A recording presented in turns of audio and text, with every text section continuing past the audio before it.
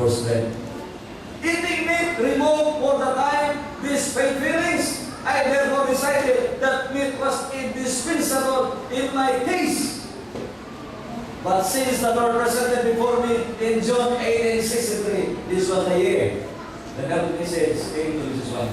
The subject of meat eating in relation to health, I have left the use of meat. I accepted the line on health reform as it came to me. It has been a great blessing to me. I have better health today, notwithstanding I am 76 years old. So in 1864, she was so sickly.